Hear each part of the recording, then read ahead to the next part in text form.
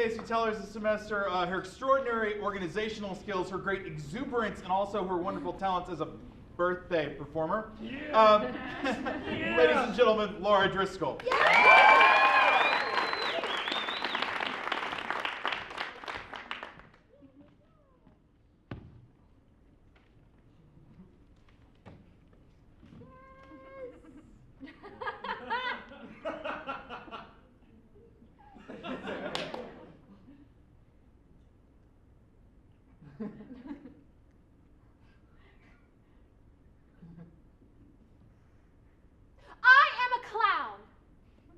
And as a clown, I take my job very seriously. I am my country's strength in birthday party entertainment. I am a balloon-making machine. The most efficient face painter you will ever find. I am exactly what my company expects me to be, the best trained clown serving all of Metro Atlanta area. Now, you don't become a birthday clown sensation like me overnight. I'll have you know that I've entertained well over 100 parties through rain, sleet, snow, blood, sweat, tears. I hold a responsibility like no other. I am the bringer of joy on everyone's favorite day. All the way from Clowntown is Daisy, wishing you a happy birthday.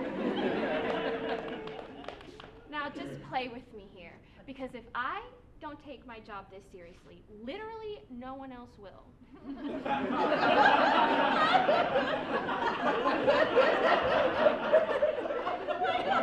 Now, in all my clowning years, there is one day that lives in infamy. This day proved to be an impossible challenge. 3 different birthday parties, 3 different cities, all during rush hour. A triple whammy! But as soon as I stepped outside of my house to greet the workday, I saw that my Volkswagen Beetle, yes, I drove a clown car, had a flat tire. No worries. Quick thinking led me to ask my then not boyfriend to borrow his car. Now let me briefly explain what that means, because this is where it gets confusing. Not dating is a lot like actual dating. You go out to movies, you eat dinner, but you're not dating. Why? Because dating is lame. And titles and labels, they can get so overwhelming. So anyways, back to the story.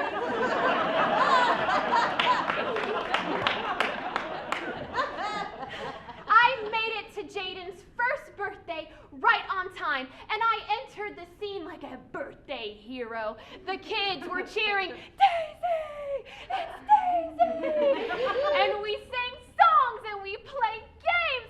We laughed and we cried, and then my hour was over. So then I set forth for my second party. Now, all I had to do was get onto 285, and it would basically be a straight shot from there. Now, despite your religious affiliation, every mortal soul says a prayer before getting on to 285. So, here I was.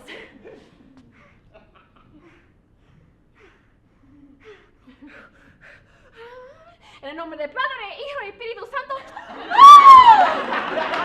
Okay. There I was, 285. But then, of course, traffic.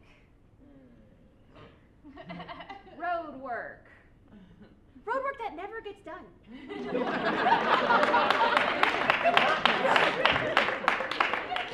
And in Clowntown, that means you might not get paid. Oh. So, I'm not a person to get all caught up on something as elusive as time. So I wasn't going to worry about it. I improvised. Highway run, do, do, do, under the midnight sun.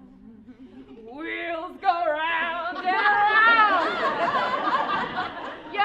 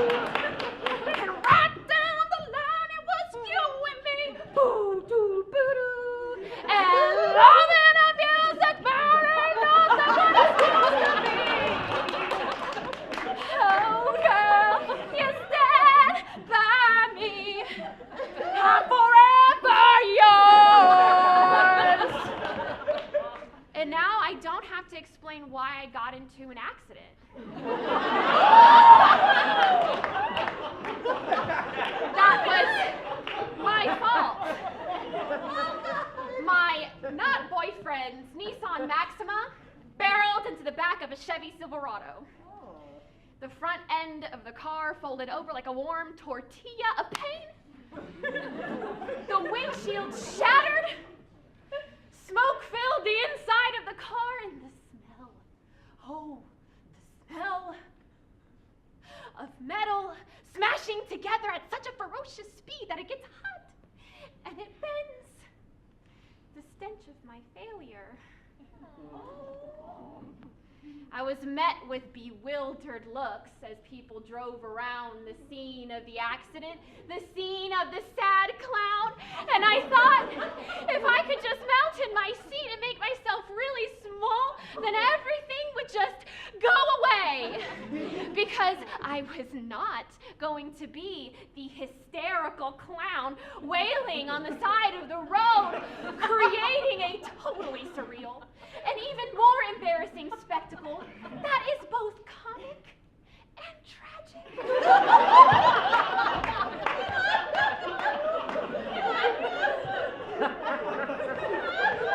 But I was, and I did. I had a super-de-duper clown meltdown, and everyone saw. But the worst was yet to come. I still had to call Mom. And when I did, she told me those encouraging mom things like,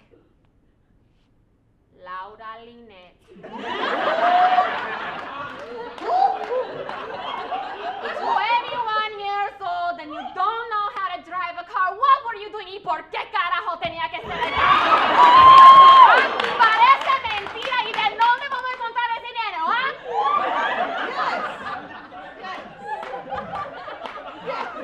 But she was right.